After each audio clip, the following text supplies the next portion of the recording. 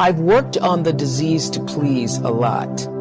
And as you've heard me say, that in 1989, I had a really big breakthrough with that, reading Gary Zukav's book on intention. So I started literally living an intentional life where I don't make any decisions unless I think about what is my true, pure motivation for doing it, because I do recognize the law of cause and effect that says the intention informs even the cause, so that before you have an action, there is a reason for you taking that action. And the reason for the action is what's going to actually show up in your life on the other end. That's what's going to come back to you, that intention. So that helped me a lot with the disease to please, because I was always giving.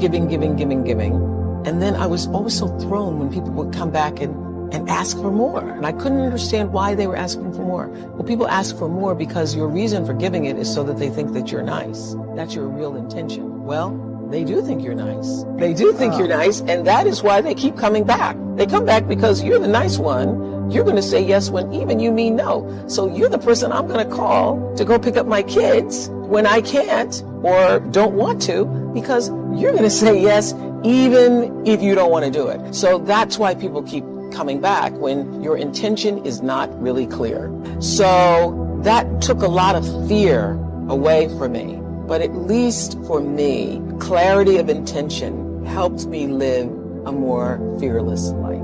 You cannot live a brave life without disappointing some people. But those people who get disappointed, it's really okay. The people who really care for you, the people who are rooting for your rise, will not be disappointed.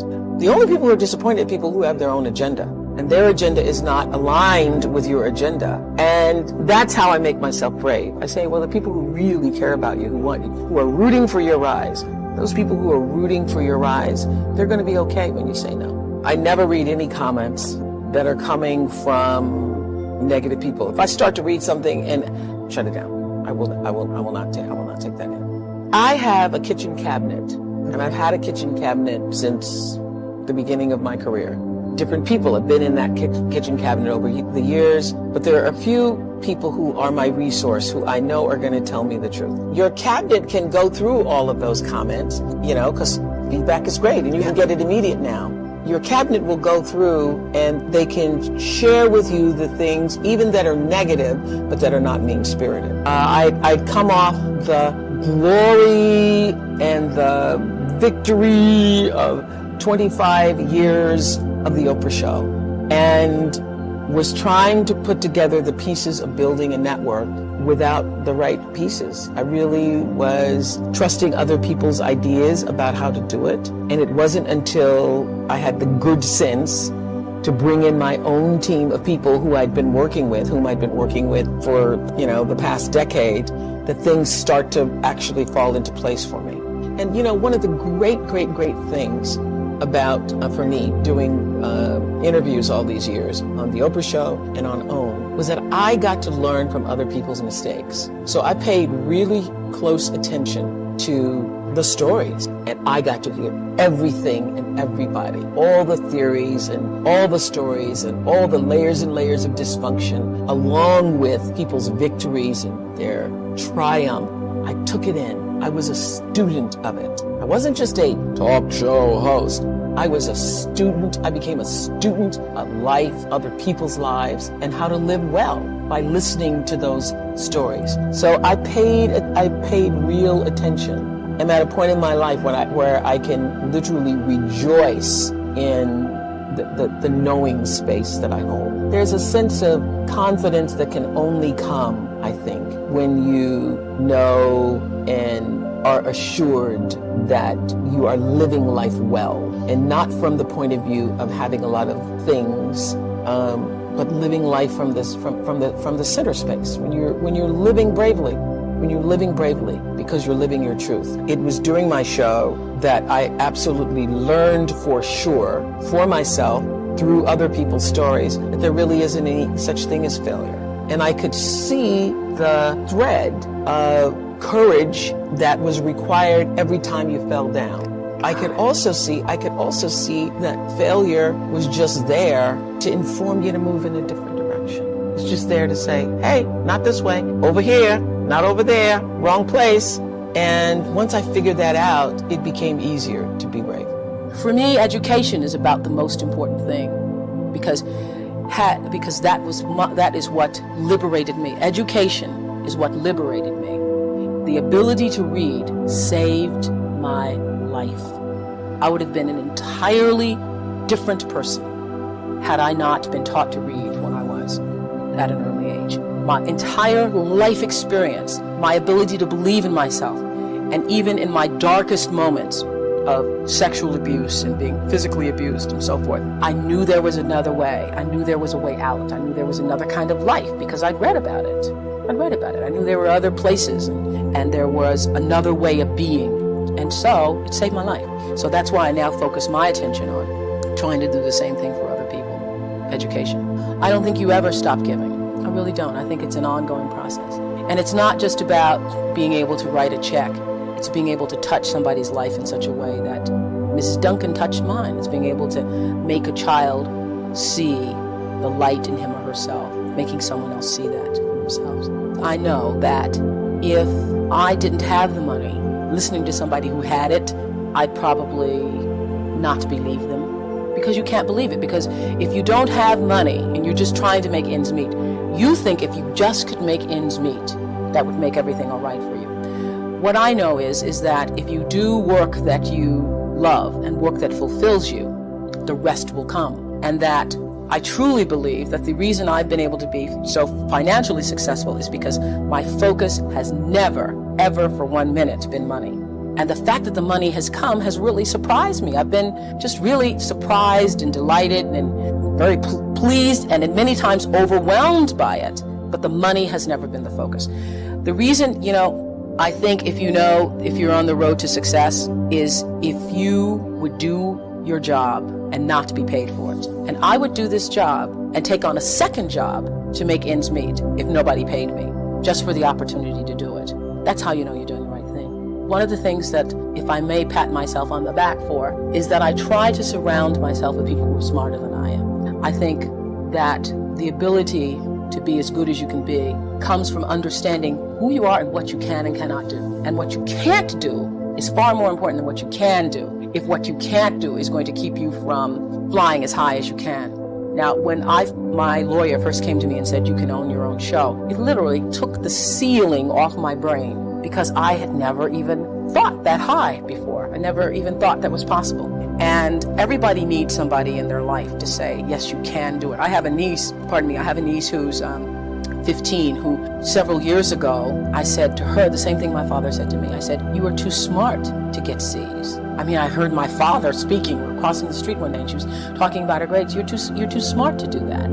You could be an A student. And she said, do you really think I can? Oh, of course. So you're such a bright person. And she started getting A's and said to me a year later, nobody ever told me I could. And I think one of the most important lessons to learn is that we are all responsible for our lives, but nobody gets through this life alone. Everybody needs somebody to show them a way out or a way up. Everybody does. See, I feel best in surroundings where other people are smarter than I am, because I feel like I can always learn something from them. One of the other big lessons I've learned, particularly in business, I think you have a responsibility to yourself to learn as much about your business as you can. And so I sign every check, although it is now tedious, because the bills that come in from maintaining a studio, everything from Federal Express to Xerox to every tape that needs repaired and so forth, it gets to be a lot. I have stacks and piles of checks to do, and I know that there are a lot of successful people who don't do that. I still have a tenement mentality. I've been very, very poor in my life. And so the idea of having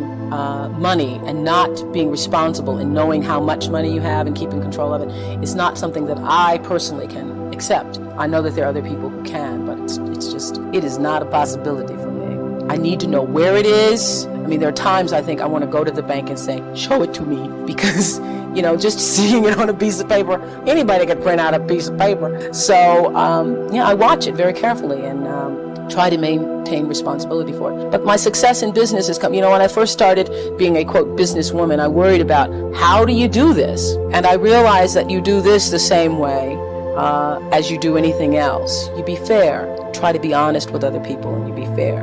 What I know for sure is if you focus on the substance, the success will come.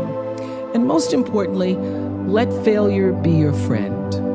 There are going to be times, of course, where you're going to win a lot.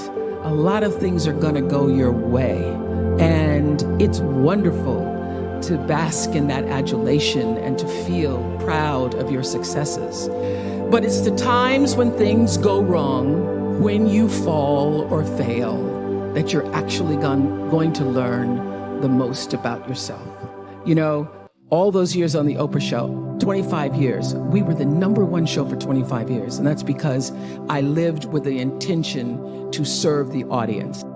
When I was able to shift the paradigm to start to looking at, wow, what I have instead of what I don't have, what I have instead of what I thought I'd lost, I was able to begin to turn things around. But it's those moments of uncertainty. It's the moments where all of my mistakes show up on the evening news. I can tell if I've done something wrong. It's on the CNN crawl. I can read about it. But learning from the moments where things weren't going so great, being able to get still, to connect with that which I know is God, the force, the power greater than myself, and to come back and realize that in order to move forward, you move forward by taking the next right step. You don't have to know everything to do. You don't have to know all the steps to make, just what is the next right move. And then there's this. I leave you with this. Nobody makes it alone. Nobody. I don't care what they look like. I don't care what their Insta posts say. Nobody makes it alone. And so you will get nowhere without a spiritual practice. You need a spiritual practice. And by that, I mean not necessarily religion. For some people, it is church. For some people, it is meditating. For some people, it's dancing. For some people, it's singing. But you have got to find a way to nurture that which is the essence of you. You've got to find a way to continually give back to yourself. I am committed to service. Service through my work, service through my life's purpose. And if you make a commitment, a conscious intention to be committed to the work that you do, to the relationships that you have, your life will unfold with such beauty and grace through that commitment. You know, every day until the very final shows of the Oprah Winfrey show, I would have the producers come in and tell me ahead of time what their intention for every show was, because I figured out around the second year of doing that show that it wasn't just about being on television and performing, that here was this opportunity, this offering I could give to people through the service of a television show to better see themselves through the stories that we're telling, and through those stories help themselves to improve their lives. So I started using television as a tool of service. So as you're trying to figure out, what do I do? How should I do it? First of all, I will say this, that when you don't know what to do, my girls have heard this over 100 times. When you don't know what to do, you do nothing. You get still until you do know. Because when you have to ask everybody else, should I do this, should I? And that's whether it's buying a pair of shoes or going with a guy, buying a house, taking a job, should I? When you have to ask everybody else, it means you don't really know the answer fully yourself. So you get still, be still, and know the answer will come. So many people are worried about building a brand. I hear kids on social media talking about their brand. And I used to really resent the word when people would say to me, oh, you have this brand, because I never even thought about a brand. I just thought about day in and day out, making the best right choice for me. But now I embrace it because I recognize people see me as a brand. But for me, it's not a business. It is a question of, what do you stand for? And I will say this, you're nothing if you're not the truth. So I've made a living, I've made a life, made a fortune really, from being true to myself. And that's if I could leave you with any message today, that is it. The biggest reward is not financial benefits, though it's really good. You can get a lot of great shoes. Nothing wrong with great shoes. But those of you who have a lot of shoes know that having great shoes and a closet full of shoes or cars or houses or square footage doesn't fill up your life. It doesn't. But living a life of substance can. Substance through your service, your offering of your whole self. And the baseline for how do you live a life of substance is whatever is the truth for you. What do you stand for? So I first started making money, and it was, my salary or my earnings were published all over the place. I mean, the first year I was like, really? Did I make that much money? Oh my God. It was very difficult for me to figure out where my boundaries were because I'd grown up poor and didn't have anything. So it's easy when you don't have anything and people ask you for money. They say, I need $500. And you say, I don't have it because I'm just trying to get my rent paid. It's harder when your multi-billion-dollar salary is now in the paper and you get a lot of friends and cousins you didn't have before. So how do you set boundaries for yourself? I was having trouble setting boundaries for myself for even strangers. People would just show up at my door in Chicago and say, Oprah, I left my husband, please help me. And I would, because she knows I have it. So what I learned is that, the reason why people keep showing up is because my intention is to make them think that I'm such a nice person that you can ask me for anything. You can get me to do anything. I'm going to say yes. I'm going to say yes. So when Stevie called me this time, I thought I'd try out my first no on Stevie. Let's start big.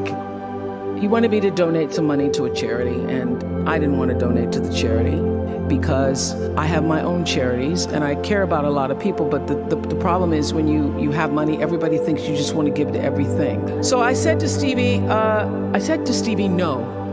And as a person who has that disease to please, I was waiting for him then to say, I will never speak to you again.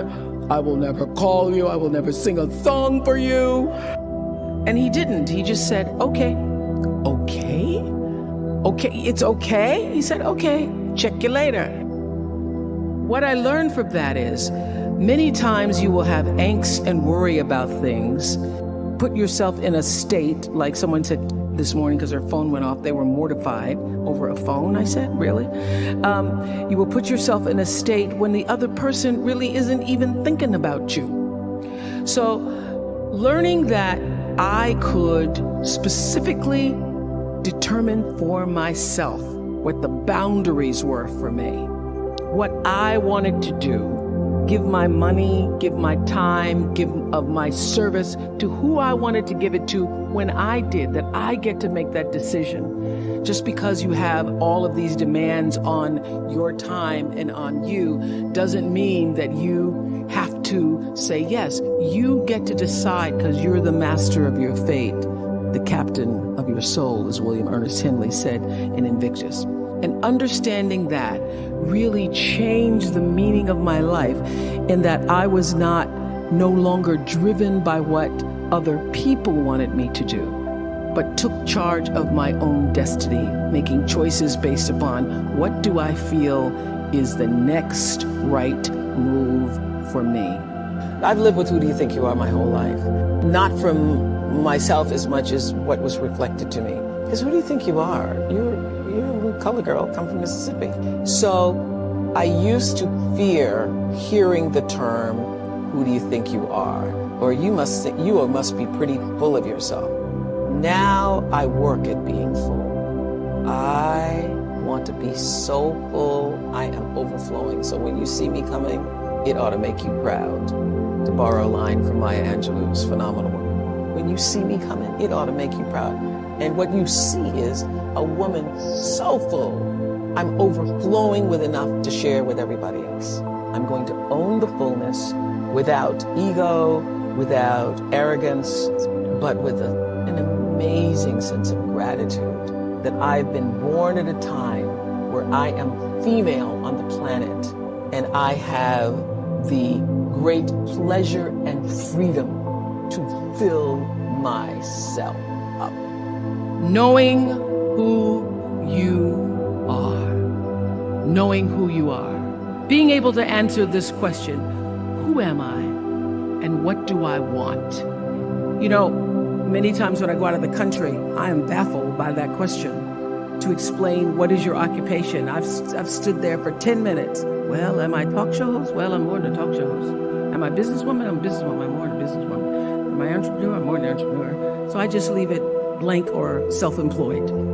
So I'm not asking for the roles that you play as daughters. I'm not asking that question. What are the roles that you play as a daughter, as a friend, as a sister? You're going to be a lawyer. You're going to teach. You're going to be a pharmacist. I'm asking the bigger question of who am I? Who am I really? My answer is I am God's child. I am that which is born of all that is. I am, as Pierre de Chardin said, a spiritual being having a human experience. All that is possible for me. That's who I am. And what do I want? I don't want to just be successful in the world. I don't want to just make a mark or have a legacy. You must have some kind of vision for your life. Even if you don't know the plan, you have to have a direction in which you choose to go. You want to be in the driver's seat of your own life, because if you're not, life will drive you. Knowing who you really are in this space and time that we embody. What do you want? Who are you? Always do the right thing. Be excellent. People notice. Think of how you notice. You go to Taco Bell, somebody gives you an extra napkin and some sauce. You notice. You want to go back to that person, because even at Taco Bell, excellence shows itself.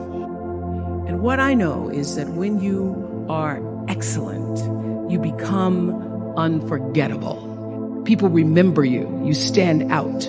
Regardless of what it is, you become an unforgettable woman. And that is what we all want. We want to be unforgettable and not forgettable. So doing the right thing, even when nobody knows you're doing the right thing, will always bring the right thing to you. I promise you that. I remember many times on my show. There are many shows y'all never saw. And the reason you didn't see them is because I got the last vote. And I remember 2010, my team, hardest working team in television, had done this interview with a woman who turns out she was a Sunday school teacher by day and a sex addict at night. They were like, you won't believe it. We got her going out. We got her with the men, and we get to show her, and she was willing to show us everything. I sat down with the woman for an interview that was taped. And during the process of the interview, I said, why are you doing this? And she said, oh, I want to help people. I want to tell my story and I want to help people. I said, do you have children? She says, yes, I have a 10-year-old son. I knew right then, this is never going to see the light of day. So we got off the air and I said to the lady, we are not going to air that show. And she said, why? My producer said, why? She knew she was being filmed. She knew what she was saying. She knows what I said, because her son will never get over it. Not worth a rating point to me to know that there's a 10-year-old boy who's destroyed because his mother went on the Oprah Winfrey show and told all her business. You do the right thing, even when other people think it may not be. And oftentimes, when you make a decision to do the right thing, immediately you're faced with doubt. Was that the right thing? Was that the right decision? I don't know. Was that the right thing? You always know it's the right thing, when in the end, there is peace. You are rewarded by peace. The most important thing I have come to know in doing the right thing and making the right choices is understanding people don't always like you, and they're not always happy for you. And if you surround yourself with people who are not accustomed to your success, they become fearful. They become scared because you are reflecting back something to them that they don't recognize. Now, they're not going to say, I'm very fearful because you're reflecting back to me something I don't recognize. They're going to say, you know what they're going to say? They're going to say, who she thinks she is. Who she thinks she is. That only happens when you are around people who do not mean and want and aspire to the best for you. People who want the best for you want you to be your best. So my greatest advice to you is to surround yourself with people who are going to fill your cup until your cup runneth over. I did this at the end of my show. I did my favorite guest of all times. That's hard to do out of literally thousands and thousands. There's like 35,000 people I interviewed over the years. But there was one woman out of all the celebrities, out of all of the famous, non-famous, infamous people. One woman. Who was she? Her name is Terai Trent. Listen to this story. Terai Trent, born and raised in a village in Zimbabwe. 11 years old, she's doing her brother's homework. She wants to go to school. Her father says, no, the boy has to go to school. You can't go to school. So she starts doing her brother's homework. She does her brother's homework. He goes to school. He gets all A's on his homework, yet he doesn't know the answers to the question. The teacher comes to the village to say, what is going on here? This boy doesn't know the answers, but his homework's perfect. She finds out that Terai, his younger sister, is doing his homework. She begs the father to let Terai go to school. The father says, no, she can't go to school. Finally, he marries her off. She marries at 11 and a half years old. She gets married. She has 3 children by the time she's 18 years old. A woman comes to the village from an NGO, Heifer International, and asks, what are your dreams? This is gonna make me cry. Asks her, what are your dreams? This child has never thought about what her dreams were. She says, write down your dreams. She writes down her dreams on a piece of paper and she folds them in a tin can and she buries them under a rock. The first dream was to be able to go to a school in the United States of America and get a college degree. She ends up, through some miracle of the NGO, going to the United States. She gets a 4-year degree in 3 years. She goes back to the United States, she gets a master's degree. She goes back to the United States, she gets her master's degree. After the master's degree, she goes back to the rock in Zimbabwe. She writes down her final goal is to get a doctorate degree. And last year, she became Dr. Terai Trent. I found her in the Nicholas Kristof's book called Something the Sky, Underneath the Sky or the Sky. And I was reading the story. I had Nicholas Kristof on the show. Nicholas Kristof, the famous New York Times writer. She wasn't there. She wasn't a part of the show. I'm reading the story. I can't believe this book, the story of this woman, as I'm reading the story. So when we go to do the show, the producers have Nicholas Kristof on. They bring on other guests, but this woman isn't there. I go, how could you not have her there? So we tape another show with Nicholas Kristof. We go back, I go, fine, we're gonna find that woman, Terai Trent. By this time, she's living in the United States. We followed her back to Zimbabwe, to the rock. We pulled the tin can from underneath the rock. And that is my favorite guest of all time. The reason why Terai Trent is my favorite guest of all time is because she represents in that one story of the little girl in a village in Zimbabwe who had a dream, the heart and depth and discipline to pursue it. She represents everything I tried to say in every show in 25 years. She literally, through her life story, sums up the message that I was trying to give to every single one of my viewers. You can. Keep trying. Don't give up. When I was about 8 years old, I grew up in the church, and I was going to one of those Women's Day, you know how we have church all day long. The little girl that was supposed to be there to do a recitation had gotten ill. And so they said to my stepmother, we need a little girl. Can Oprah come back and do a recitation this afternoon? My stepmother said, yeah, I'll have her back here this afternoon. So this, church ain't over to 1:30. So by 4 o'clock, I had gone home and learned to recite Invictus by William Ernest Henley.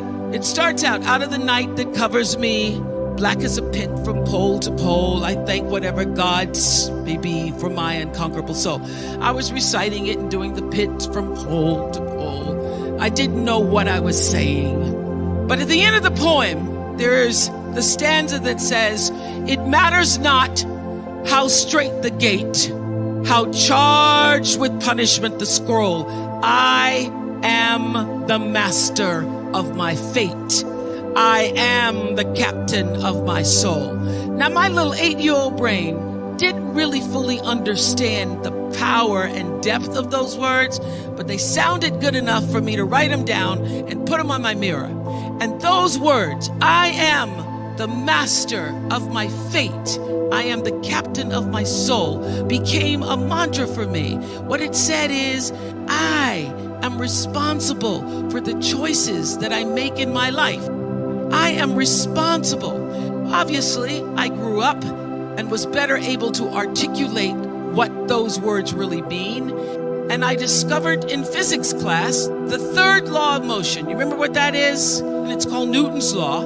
And it says, for every action, there is an equal and opposite reaction. So what does that mean? That means everything that you are putting out into the world, every action, there is an equal and opposite reaction. It means no matter what you do, the energy of what you do, what you say, and most important, the energy of who you are is going out into the world, into your relationships, and that energy is always coming back to you.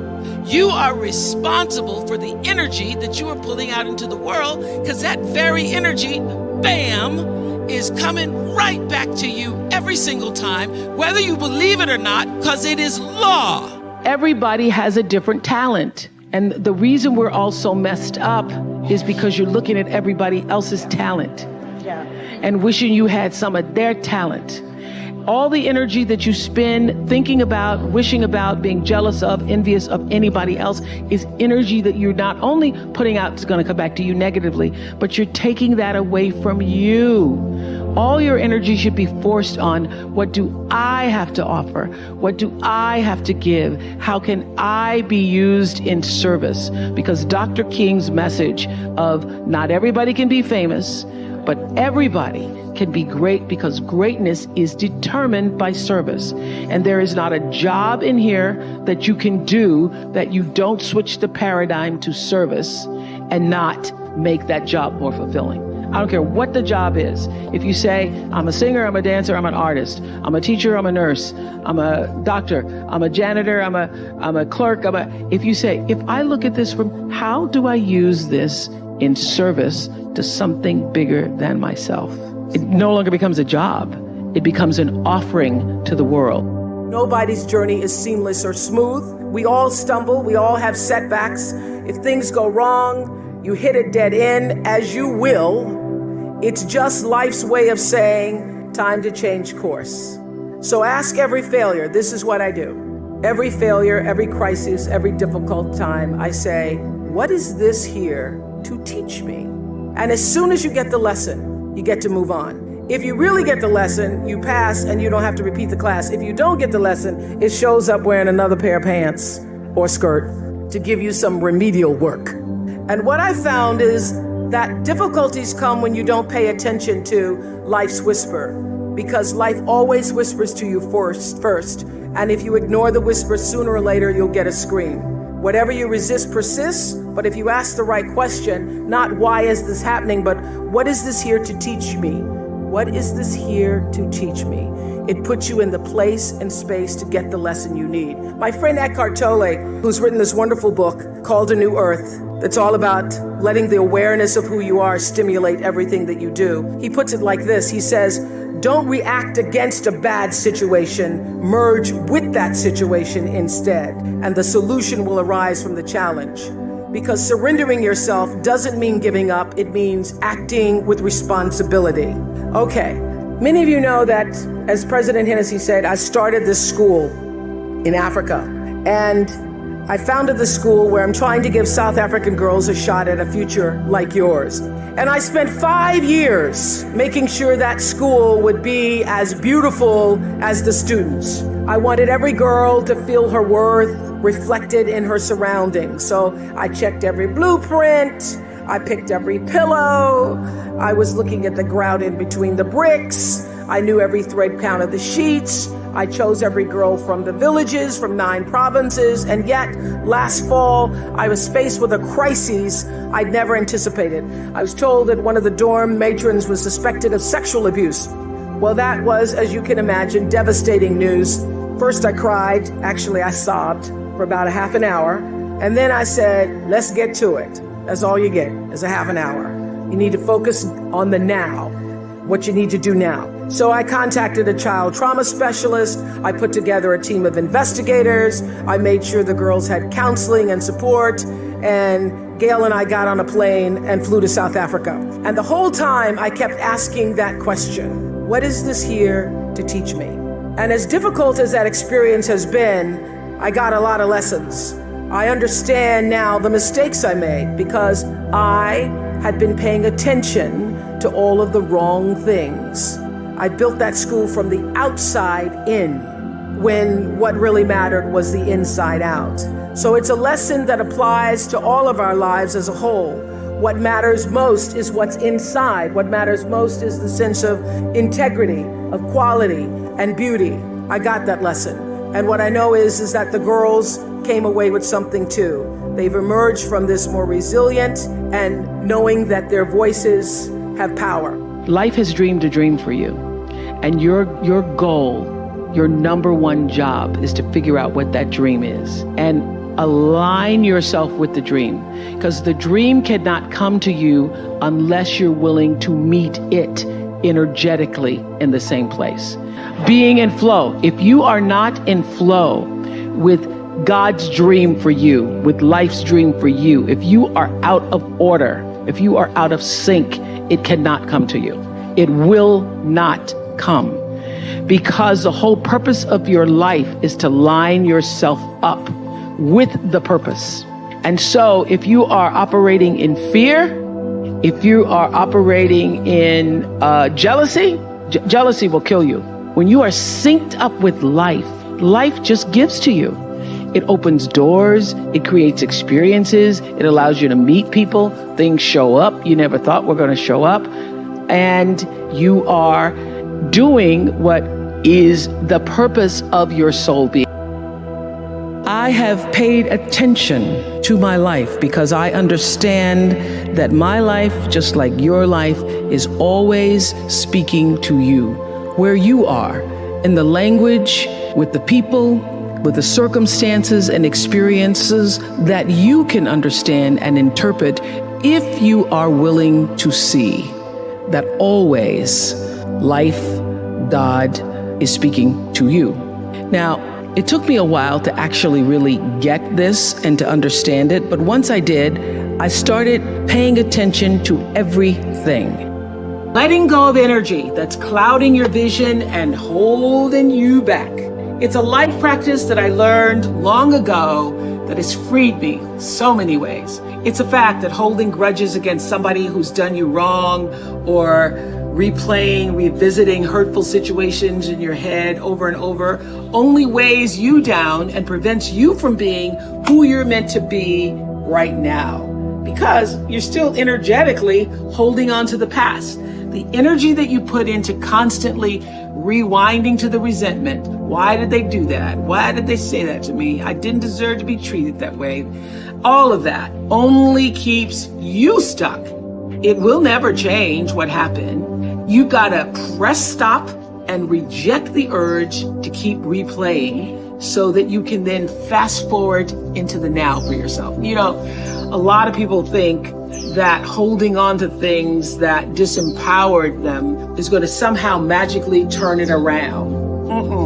As I said in my message a couple of weeks ago about forgiveness, you have to release the notion, give up the hope that the past could have been any different. And you also must release the idea that people would do what you might do in any given instance.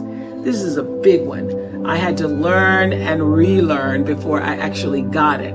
Expecting people to do what you would do in a situation only leads to your disappointment, not theirs. They're going on with their life. So let people be who they are, and either you accept it or you don't. Not doing that keeps you stuck in a circumstance that actually costs you time, costs you energy. And I can guarantee that oftentimes the person on the other side of the bitterness you're holding on to, they're not even thinking about you. In fact, they probably have just moved on. They certainly aren't obsessing the way you are. Think of it like letting go of any bad habit that just doesn't serve your well-being. Not an easy task. Taking the road to a more enlightened, healthy existence never is. So this is what I want to ask you to ask yourself. Why am I holding on to this? How is this serving me? And really think about the answer. Maybe it makes you feel validated. Maybe it makes you feel righteous. Or maybe taking on the pain is your way of recognizing the injustice so that even though it won't be made right, it can at least not be forgotten. Then I ask you, again, ask yourself, do you want to be right or do you want peace? Woo! This was huge for me. The unfortunate fact is that having both may not be possible. And also you may never get your moment of righteousness, so why wait for it? Choose peace. What I know for sure is that in this world, time is a moving on, and it's our most valuable commodity. You can never get it back. So staying in that loop, playing it over and over in your head of hurt only amplifies your pain. Let it go. Exhale, make room in your heart for something that is uplifting. Surround yourself with people who want the best for you. You have the ability to shift the DNA of your spirit and control how you perceive life. So why not lighten your load and let it go?